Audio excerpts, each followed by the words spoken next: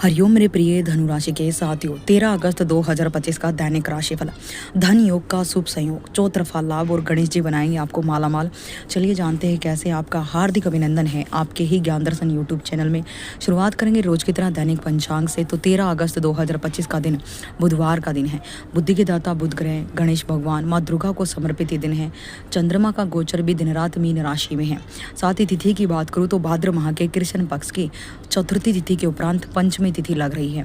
चंद्रमा इस दिन गुरु के साथ चतुर्थ भाव में स्थित होकर गज केसरी नामक राजयोग बनाएंगे, जो अगले 2.5 दिनों तक रहेगा।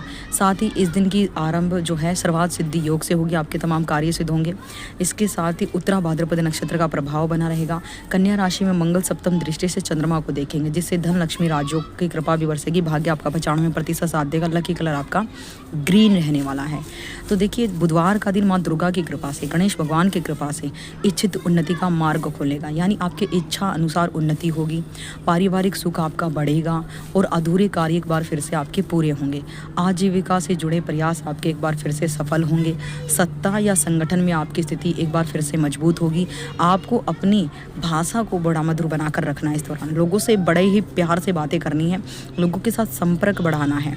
धनु राशि के लोगों को आज का दिन किसी बड़ी धनराशि को लेकर नुकसानदेह रहने वाला है।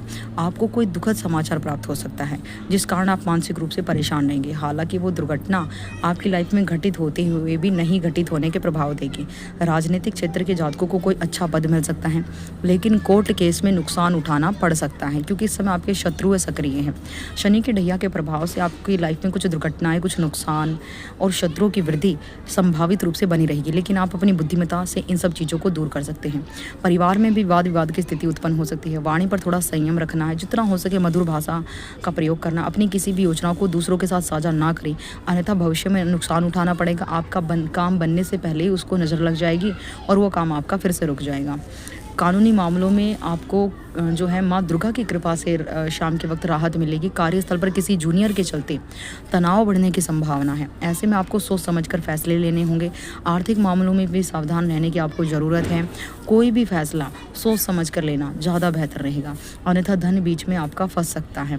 आपको सांसारिक सुख के साधनों में वृद्धि होगी, और अगर किसी कानूनी मामले में आप फंसे थे तो आपको विजय प्राप्त होगी माँ दुर्गा की असीम कृपा से।